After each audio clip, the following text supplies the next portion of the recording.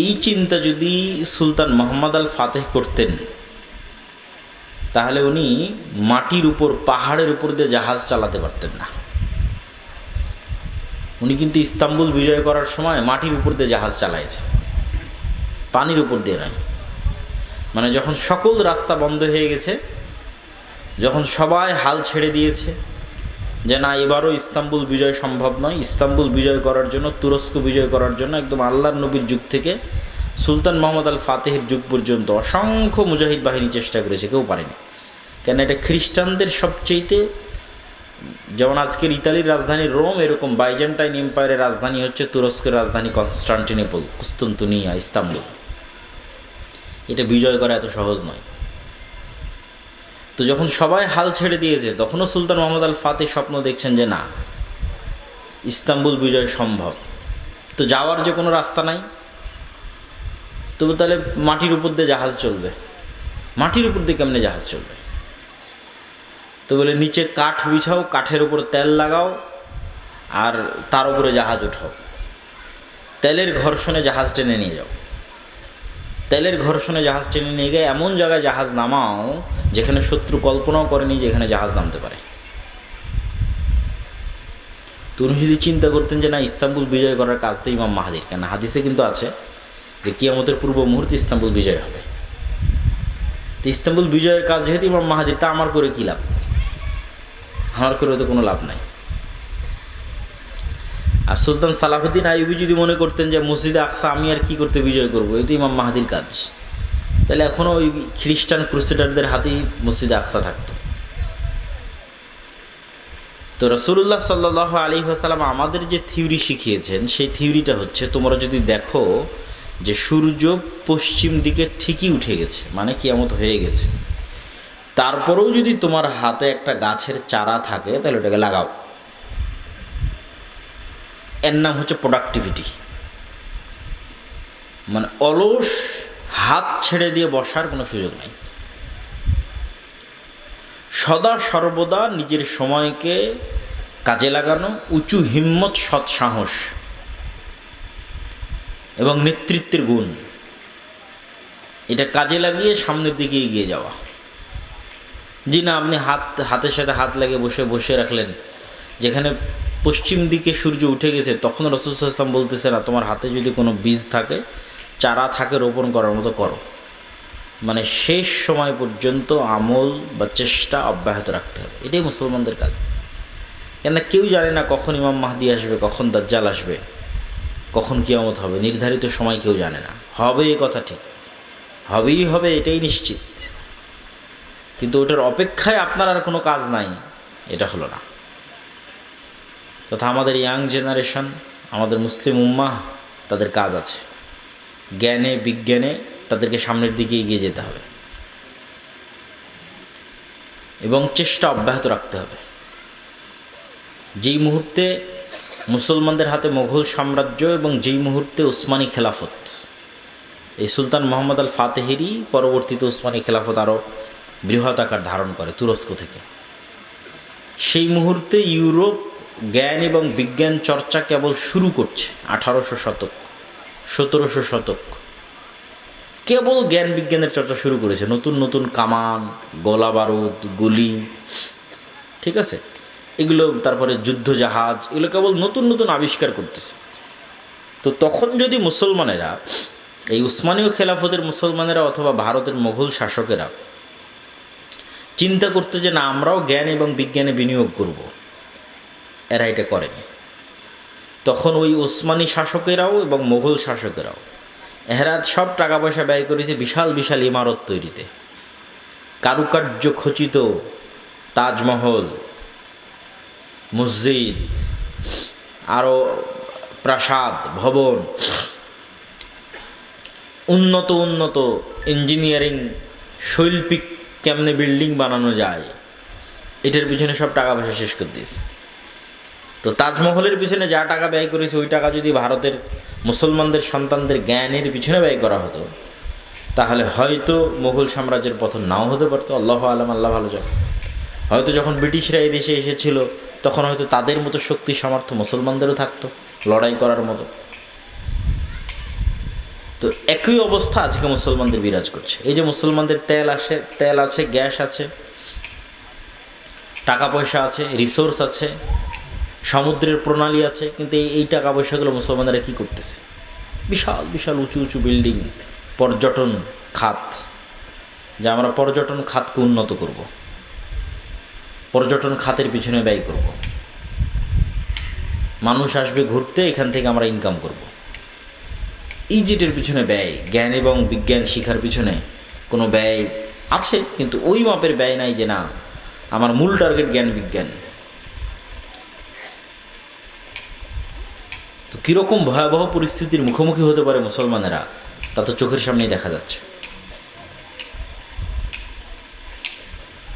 তো এই জন্য আমাদেরও নিজ নিজ সাধ্যের জায়গা থেকে যে না হ্যাঁ আমি আমার জায়গা থেকে কি করতে পারি, আমাদেরকেও আমাদের জায়গা থেকে দুটো কাজ করতে হবে। সৎ নেতৃত্ব কিভাবে তৈরি হবে তার প্র্যাকটিস, জ্ঞান এবং বিজ্ঞানে কিভাবে আমরা সামনের দিকে এগিয়ে যাব তার চেষ্টা। আমাদের বিশ্ববিদ্যালয়গুলোর অবস্থা আরও শোচনীয়।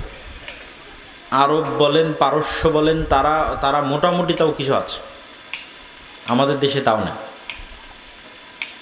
এখানে অতটুকুও নাই, এখানে শুধু চেতনা বিক্রি হয়, সভাপতি আর সহসভাপতি পদ বিক্রি হয়, আর দলীয় এবং ছাত্র রাজনীতি এবং অস্ত্র মারামারি গণ্ডগোল এটাই শেখানো হয়। এবং সেখান থেকে বের হয় চাঁদাবাজ, সেখান থেকে বের হয় সন্ত্রাস, সেখান থেকে বের হয় দুর্নীতিবাজ। দেশের জন্য কিছু করবে এরকম প্রজন্ম তৈরি হয় না। ফলত 52 বছরও এই দেশে বলার মতো কিছু নাই, যেই দেশের কিছু হয়েছে কিছু আছে এরকম নাই। না ডিফেন্স সিস্টেম, না সামরিক খাত, না অন্য আর কোনো জ্ঞান গবেষণা। কোথাও বাংলাদেশ বলতে পারবে না যে না এই জায়গায় আমি নিজের পায়ে দাঁড়িয়ে আছি। তো এই যে আমাদের ভয়াবহ অবস্থা, এটার থেকে বের হওয়ার জন্য পড়াশোনা, জ্ঞান বিজ্ঞান এবং নেতৃত্বের গুণাবলীর বিকাশ। নেতৃত্বের গুণাবলীর বিকাশ কিভাবে হবে? আগের বহু বক্তব্যে তুলে ধরা আছে যে সত্যবাদিতা এবং ন্যায়পরায়ণতাই হচ্ছে নেতৃত্ব বিকাশের একমাত্র রাস্তা। যে কোনো মানুষ চিন্তা করবে যে আমি শতভাগ সত্য বলবো এবং শতভাগ ন্যায় প্রতিষ্ঠা করব, সেই নেতা।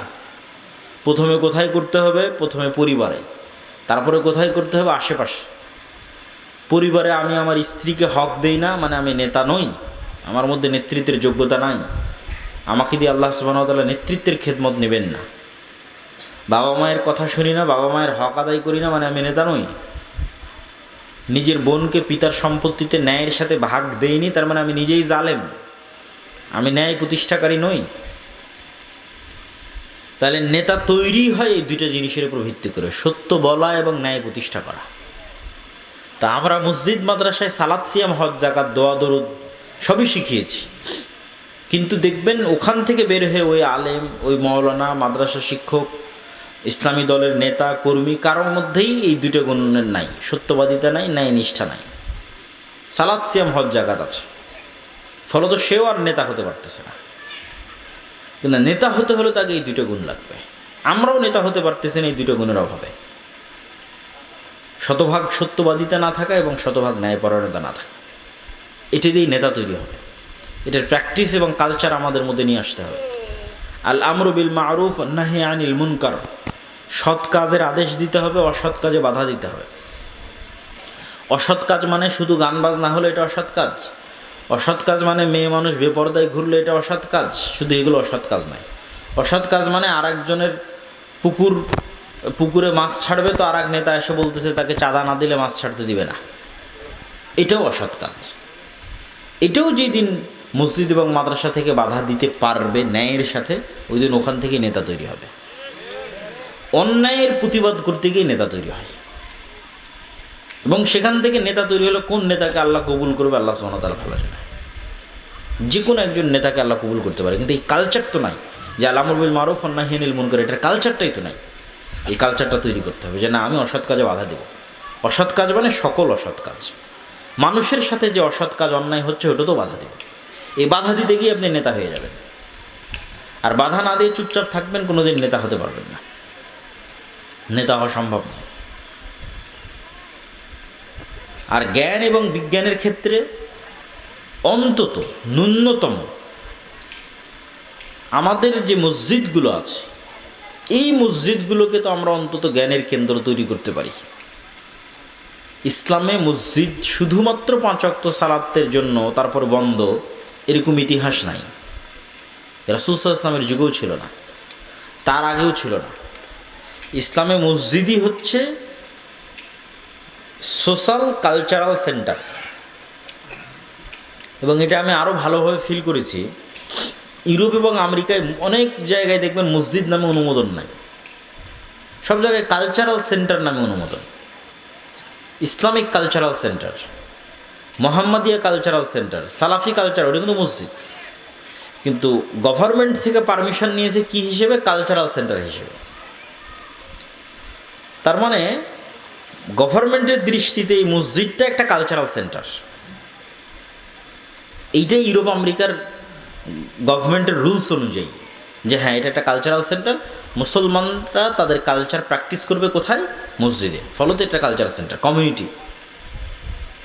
কিন্তু আমরাই সেই মসজিদকে বানিয়ে দিয়েছি যে না, অফ হয়ে যাবে, অথবা শুধু লাশ বহনের খাটলি থাকবে, অথবা শুধু ঈদুল ফিতর এবং ঈদুল আজহায় গোস্ত এবং চাউল বন্টন হবে। কিন্তু আসলে হওয়া উচিত ছিল, মসজিদের সবচেয়ে বড় কাজ হওয়া উচিত ছিল যে মসজিদে শিক্ষার ব্যবস্থা থাকবে, জ্ঞান বিতরণের ব্যবস্থা থাকবে।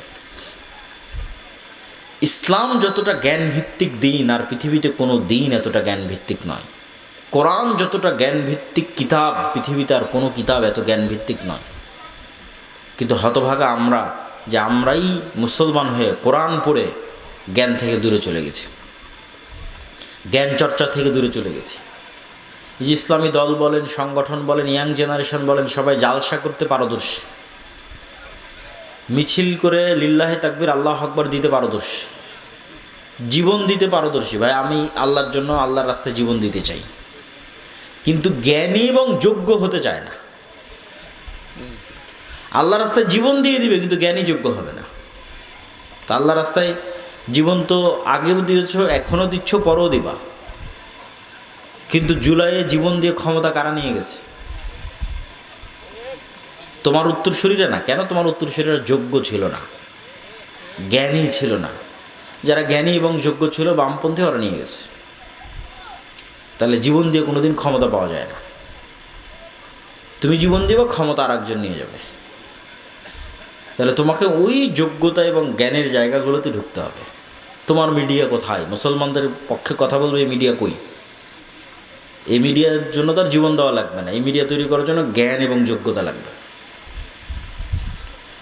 মুসলমানদের একটা ইংরেজি মিডিয়া থাকবে, আরবি মিডিয়া থাকবে, সেটা কই? এটার জন্য জীবন দেওয়া লাগবে না, এটার জন্য জ্ঞান এবং যোগ্যতা লাগবে। ব্রাকের মতো মুসলমানদের কোনো অর্থনৈতিক প্রতিষ্ঠান নাই, কই? এটার জন্য জীবন দেওয়া লাগবে না, জ্ঞান এবং যোগ্যতা লাগবে। এবং আজকেও যে ফাইটটা হচ্ছে পৃথিবীতে, দেখা যাচ্ছে যে একটা সময় মনে করা হতো যে যার হয়তো শুধু পারমাণবিক অস্ত্র আছে সেই যুদ্ধে জিতবে, এবং এটাই যুদ্ধের একমাত্র লাস্ট রেজাল্ট। এবং যার দেখা যাচ্ছে বিশাল বিশাল বিমান আছে সেই জিতবে।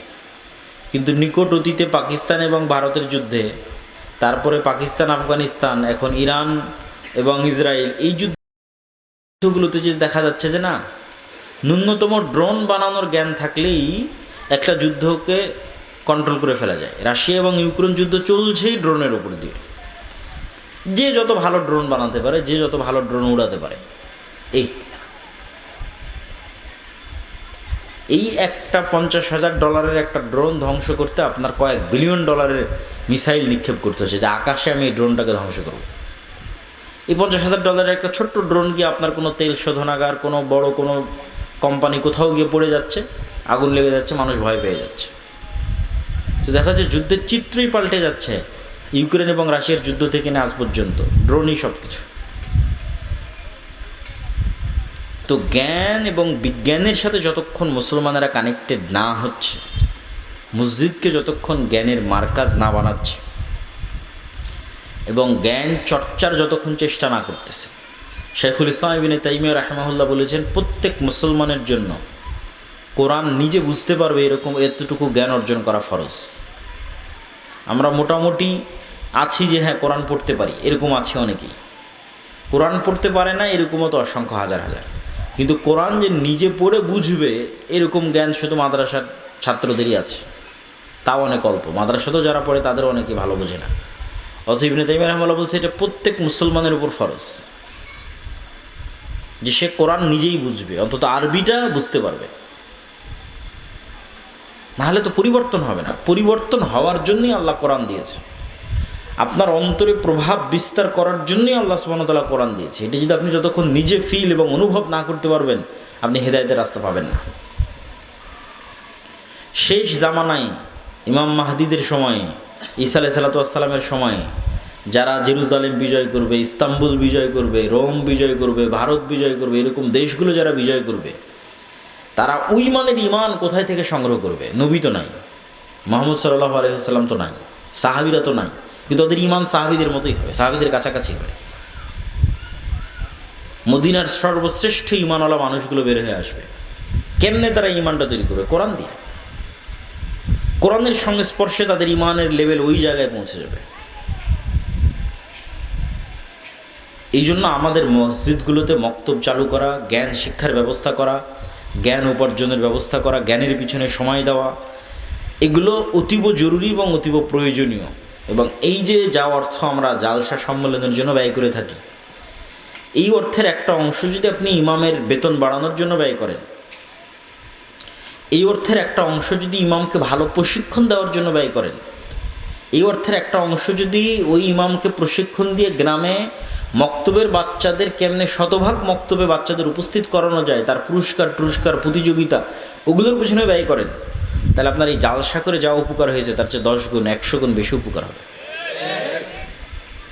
শুধু এই ছোট্ট ছোট্ট পদক্ষেপগুলো, যে না আমার মসজিদের ইমাম হবে খুবই যোগ্যতা সম্পন্ন, ফলত একটা ভালো বেতন দিতে হবে, এই ইমাম সাহেবকে আমি আরও অনেক ট্রেনিং করাতে চাই, ইমাম সাহেবকে আমি মসজিদে মক্তব চালাতে চাই, গ্রামের সব বাচ্চা যেন এই মক্তবে আসে, তার জন্য বিভিন্ন রকমের পুরস্কার, চকলেট ইত্যাদি, সাইকেল ইত্যাদি বিতরণের ব্যবস্থা করতে চাই, যাতে পুরো গ্রামের একটা বাচ্চাও কোরআন এবং দ্বীনের জ্ঞান থেকে দূরে না থাকে। এটা সবচেয়ে স্থায়ী, পার্মানেন্ট এবং দীর্ঘমেয়াদী। কেন এরাই এই মক্তবে যারা পড়তেছে, এরাই তো বিভিন্ন স্কুল কলেজে এই দেশের ডিসি, ওসি, এসপি, মন্ত্রী, মিনিস্টার এই জায়গাগুলোতে যাবে। তো ছোটতে যদি আপনি তাদের শিখিয়ে দিতে পারেন নবীদের জীবনী, সাহাবীদের জীবনী, ঈমান, আকীদা, আদর্শ, সত্যবাদিতা, ন্যায়পরায়ণতা, তার কিছু না কিছু প্রভাব থাকবে। এই জন্য আমাদের যে নিজস্ব মক্তবের সিলেবাস আছে, এটা ওইভাবেই তৈরি করা। তালিমউদ্দিন বা আদর্শ শিক্ষা, যেটার উপর আপনারা মক্তব অলিম্পিয়াড দেখলেন এনটিভির পর্দায়, ছোট ছোট বাচ্চাদের নবীদের জীবনী থেকে শুরু করে আদব কায়দা থেকে শুরু করে সব কিছু, এই সিলেবাসের উপর ট্রেনিং দিয়ে আপনাদের আশেপাশের সকল মসজিদে মক্তব চালু করা দরকার। আর এই ট্রেনিংয়ের জন্য যাতায়াত খরচও ফ্রি, এই ট্রেনিংয়ের জন্য থাকা খাওয়াও ফ্রি, এই ট্রেনিংয়ের জন্য সিলেবাসও ফ্রি, মানে বাচ্চারা যে সিলেবাসটা নেবে, বইটা নেবে, এটাও ফ্রি।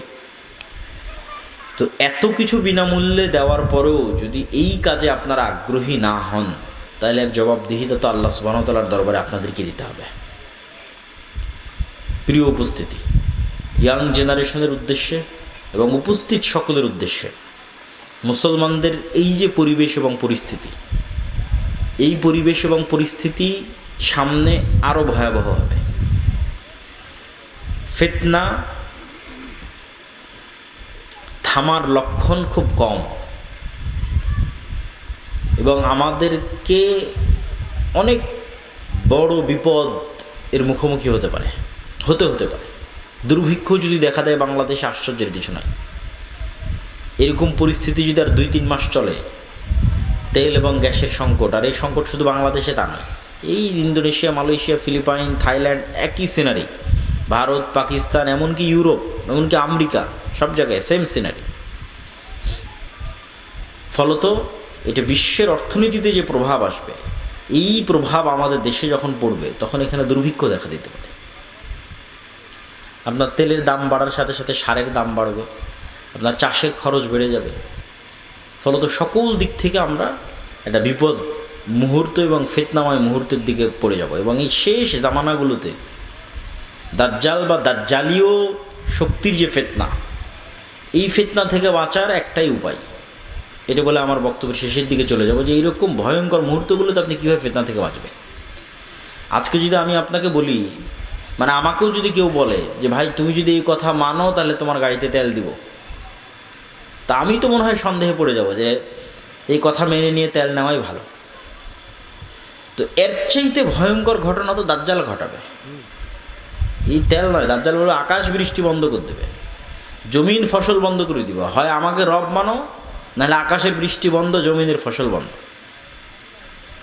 তো এখন যদি আপনাকে বলি যে ভাই তুমি এই কাজ না করলে তোমার তেল নাই, তোমার মোটর সাইকেলে তেল নাই, তোমার গাড়িতে তেল নাই, তো সবাই যে ইমান বিক্রি করে দেবে, কয়জন ইমান নিয়ে থাকবে? তো এই ফিতনার সময়গুলো আমাদের ইন্ডিকেট করছে, বুঝাচ্ছে যে আপনি কিভাবে ফিতনা থেকে বেঁচে থাকবেন।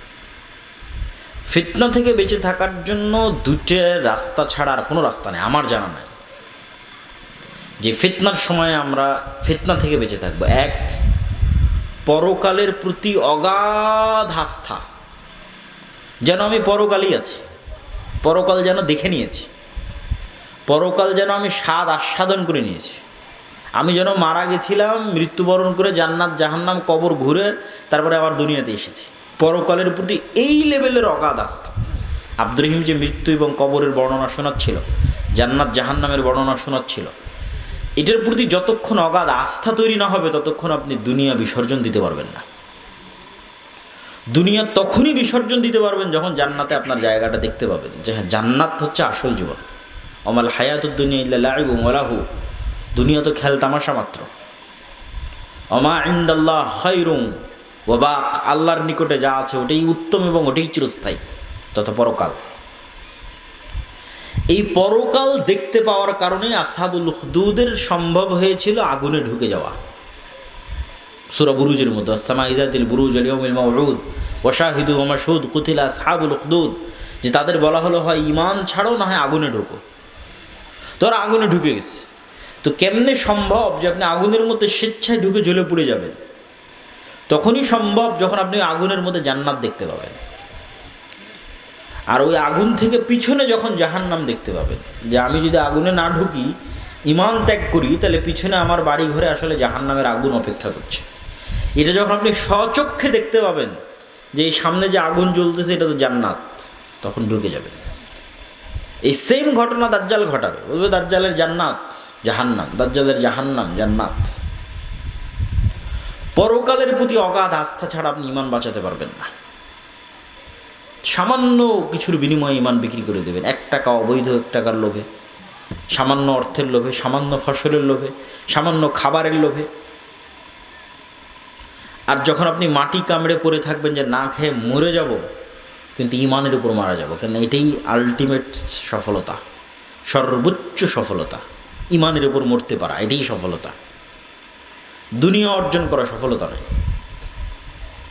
তাহলে পরকালের উপর অগাধ আস্থা ছাড়া শেষ জামানার ফিতনা থেকে বাঁচা সম্ভব নয়। 2, আল্লাহর ক্ষমতা এবং শক্তি সম্পর্কে জ্ঞান অর্জন।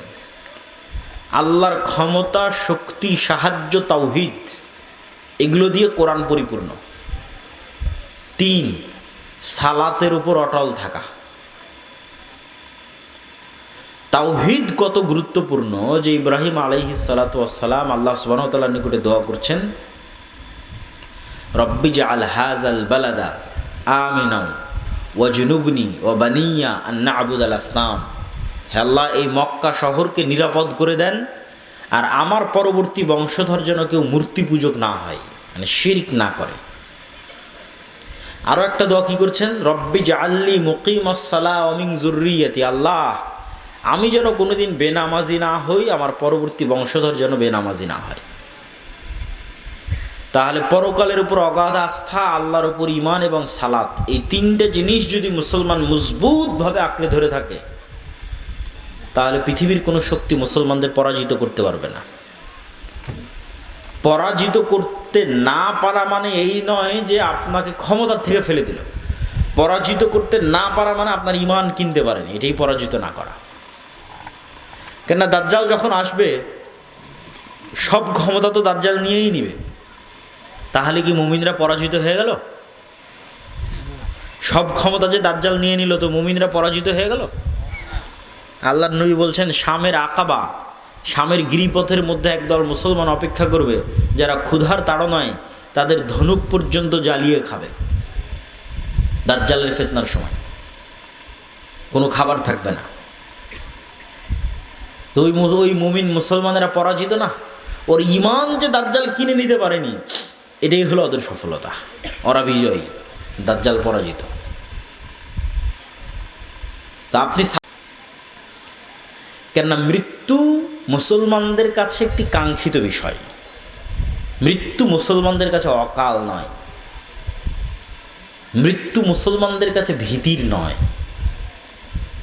মৃত্যু মুসলমানদের কাছে ছটপট করে বাঁচার জন্য নয়, মৃত্যু মুসলমানদের কাছে অগ্রিম প্রস্তুতি, মরা ব্যর্থতা নয়।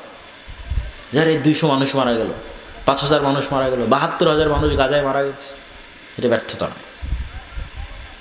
মরার জন্যই তো পৃথিবীতে আসা হয়েছে। পৃথিবীতে তো আমরা এসেইছি মরার জন্য। যদি মরা এতই ভয়ঙ্কর ভয়াবহ কিছু হতো, তাহলে সাহাবীরা আর জিহাদ করতেন না, রাসূল সাল্লাল্লাহু আলাইহি ওয়াসাল্লাম আর জিহাদ করতেন না, যুদ্ধ করতেন না, শহীদ হতেন না। তো যুদ্ধ অবতীর্ণই হয়েছে শহীদ হওয়ার জন্য। তাহলে মৃত্যু অত্যন্ত স্বাভাবিক এবং অতিকাঙ্ক্ষিত একটি বিষয়, যদি সেটি নাফসে মুতমাইন্না হয়। ইরজিই ইলা রাব্বিকি রাযিয়াতাম মারজিয়া, যে প্রস্তুত আল্লাহর সাথে সাক্ষাতের জন্য, যে প্রস্তুত আল্লাহর কাছে ফিরে যাওয়ার জন্য। অর্থ এটাই আনন্দ যে সে মৃত্যুবরণ করবে, এটাই তো আনন্দ। কেন আজ থেকে 10 দিন পর তো মৃত্যুবরণ করতেই হবে, আজ থেকে 50 দিন পর তো মৃত্যুবরণ করতেই হবে। তাহলে মৃত্যুর ভয়ে মুসলমান কিছু করে ফেলবে, এটা অসম্ভব। বরং মুসলমান মৃত্যুকেই আলিঙ্গন করবে, কিন্তু তার ঈমান, তার সালাত, তার পরকালের প্রতি বিশ্বাস, এগুলো বিসর্জন দিবে না, এটাই শান্তি। এই জন্য 1 টাকাও অবৈধ অর্থের প্রতি লোভ থাকা যাবে না। আপনার যদি 1 টাকা অবৈধ অর্থের প্রতি লোভ থাকে, আপনি পৃথিবীর এই ফিতনা থেকে বাঁচতে পারবেন না। দাজ্জালের ফিতনা থেকে বাঁচা আপনার পক্ষে সম্ভব নয়। কেন আপনি ওই 1 টাকা অবৈধভাবে উপার্জন করেছেন, মানে আপনি 1 টাকার কাছে বিক্রি হয়ে যাবেন। এই জন্য আপনি 1 টাকা অবৈধভাবে উপার্জন করেছেন। তাহলে ওই 1 টাকা আপনাকে দাজ্জাল দিলে আপনি ওটাও নেবেন, যে ঠিক আছে তোমারটাই নেই, কেন আমার 1 টাকার দরকার। আর যদি আপনি শতভাগ হালালের উপর টিকে থাকতে পারেন, তাহলে বোঝা যাবে যে হ্যাঁ, ইমান নিয়ে ফাইট করার মতো ইমান, এই পৃথিবীতে ইমান নিয়ে ফাইট করার মতো ইমান আপনার আছে, যে আপনি শতভাগ হালালের উপর টিকে আছেন এবং হারামের ফাঁদে পা দেননি। তা আমি আমার বক্তব্য দীর্ঘায়িত করতে চাচ্ছি না। এই সংক্ষিপ্ত আপনাদের জন্য উপদেশ এবং নাসিহার সারমর্ম কি? এই সংক্ষিপ্ত উপদেশ এবং নাসিহার সারমর্ম হচ্ছে, মুসলমানদের জ্ঞান এবং বিজ্ঞানে সামনের দিকে এগিয়ে যেতে হবে, মসজিদগুলোকে জ্ঞানের মারকাজ বানাতে হবে এবং মসজিদ ভিত্তিক দিন চর্চার চেষ্টা করতে হবে, নেতৃত্বের কালচার তৈরি করতে হবে, আমর বিল মারুফ ওয়ান নাহি আনিল মুনকার, সৎ কাজের আদেশ, অসৎ কাজে বাধা দিতে হবে। অসৎ কাজ মানে সকল ধরনের অসৎ কাজ, নেতা মানে ন্যায়পরায়ণ সত্যবাদী, এটা হওয়ার কালচার তৈরি করতে হবে।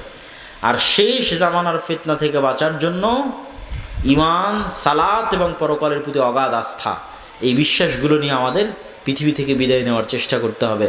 আল্লাহ সুবহানাহু ওয়া তাআলা আমাদের তৌফিক দান করুক, আল্লাহুম্মা আমিন।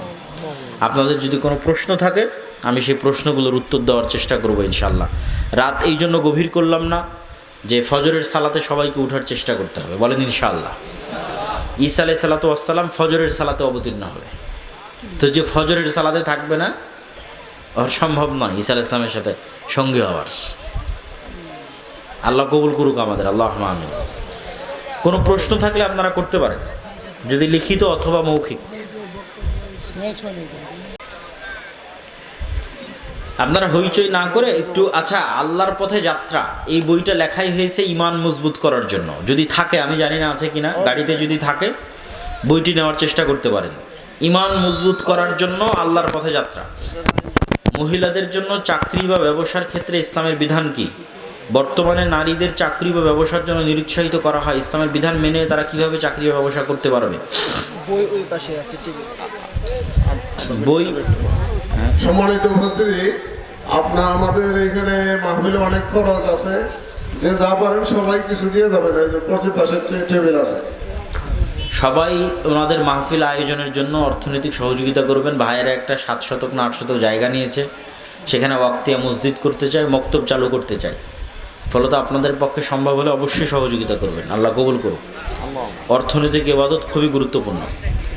মেয়েরা কয়েকটা শর্তে চাকরি করতে পারে। 1, যদি স্বামী অনুমতি দেয়। 2, যদি পর্দা রক্ষা হয়। 3, যদি সন্তান সন্ততির ক্ষতি না হয় লালন পালনে, যদি বিষয়টা হালাল হয়। এগুলো সবগুলো মিললে এবং যদি প্রয়োজন থাকে সেক্ষেত্রে মেয়েরা চাকরি করতে পারে। ফরজ নামাজে এবং ফ্রি মিক্সিং না থাকে। ফরজ নামাজে কেউ যদি পরে সামিল হয় সেক্ষেত্রে সে কি আল্লাহু আকবার বলে তাকবীরে তাহরিমা দিয়ে হাত বেঁধে পরে ইমাম যে অবস্থায় আছে সে অবস্থায় যাবে, নাকি শুধু আল্লাহু আকবার বলে ইমামের হালাতে সামিল হবে? রাসূল সাল্লাল্লাহু আলাইহি ওয়াসাল্লামের আদেশ অনুযায়ী বোঝা যায় সরাসরি ইমাম যে অবস্থায় আছে সেখানে সামিল হবে। ইসলামী মাহফিলের শ্রোতারা বাদাম খায় আর ওয়াজ শুনে, ইসলামের দৃষ্টিতে এটা কি জায়েজ? কোনো সমস্যা নাই। রাসূল সাল্লাল্লাহু আলাইহি ওয়াসাল্লাম বা তার সাহাবীরা দিনের কথা বলার সময় এরকম কিছু করতেন কিনা? দিনের কথা মনোযোগ দিয়ে শোনার ক্ষেত্রে এই ধরনের কাজ থেকে বিরত থাকতে পারে, কিন্তু এটাকে সরাসরি হারাম বলা যাবে না। হারামের মতো কিছু নয় এটা। আমি আমার স্বামী সালাত আদায় করি, কিন্তু আমার সন্তানরা সালাত আদায় করে না, তাদের কারণে কি আমরা জাহান্নামে যাব? প্রথমত আপনার সন্তানদের সালাত আদায় শিখাতে পারেননি, সালাত আদায়ের অভ্যাস করতে পারেননি, এটা আপনার ব্যর্থতা। এটা আপনাকে স্বীকার করতেই হবে। বই এত পরে নিয়ে আসলে হবে? ড্রাইভার কই গেছে? তো তোমরা তোমরা ওই গাড়ি যেটা আছে ওইটাই ধর। মানুষজন যেহেতু নিতে আসছে না, মানুষজনকে ফিরাবা কেন?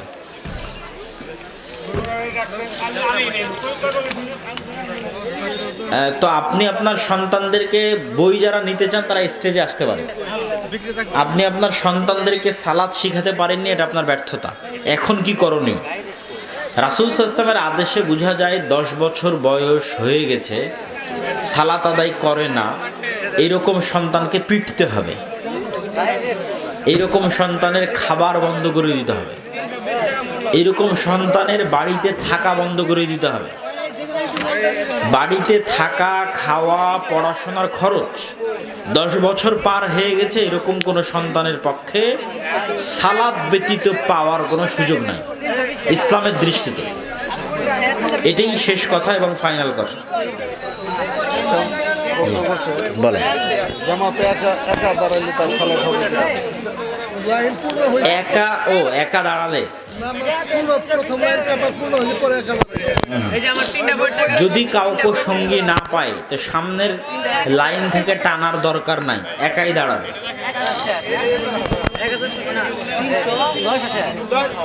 আমরা সবাই বৈঠক শেষের দোয়া পড়ি, সুবহানাকা আল্লাহুম্মা ওয়া বিহামদিকা